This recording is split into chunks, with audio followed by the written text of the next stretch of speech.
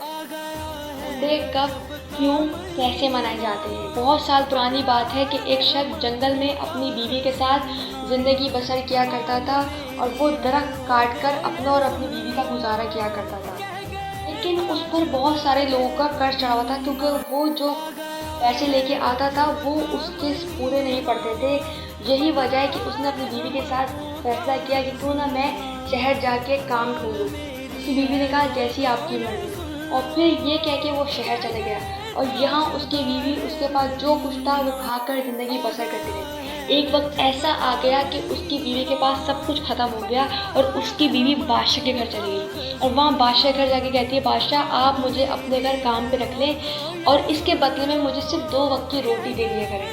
तो बादशाह ने बीवी से कहा कि इसे और नौकरों के साथ काम सिखा दे। उसकी बीवी हर रात रोती रही और अपने शौहर की दुआ करती रही।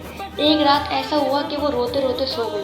उसने ख्वाब में देखा कि इमाम जाफ़र सादिक आए हैं और इमाम जाफ़र सादिक लोगों से कहते नजर आते हैं, लोगों बताओ आज कौन सा दिन है। लोगों में से किसी एक शख्स ने उठ के कहा कि आज 22 रजब है। इमाम जाफ़र सादिक ने कहा कि जो भी शख्स आज के दिन हमारी नियाज लाता है इस खुलूस दिल के और नियत के साथ कि परवरदिगार उसकी तमाम मुरादें पूरी कर देगा, और वो नजर ला के हमारी नजर ला के जो भी परवरदिगार से दुआ करता है परवरदिगार उसकी तमाम मुरादें पूरी कर देगा। ये ख्वाब देख ही रही थी।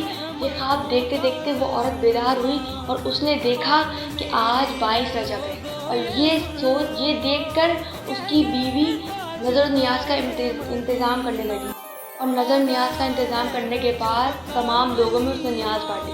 जहाँ वो न्याज बांट रही थी वहाँ उसका शहर जो दरख्त की लकड़ियाँ काट काट के पैसे कमा रहा था, एक दफ़ा ऐसा हुआ कि उसने जोर से खेत की जो कुल्हाड़ी दरख्त पे मारी तो दरख्त की शाखों से सोना निकलना शुरू हो गया, और फिर इतने सारे पैसे लेके वो वापसी शहर अपनी बीवी के पास आ गया।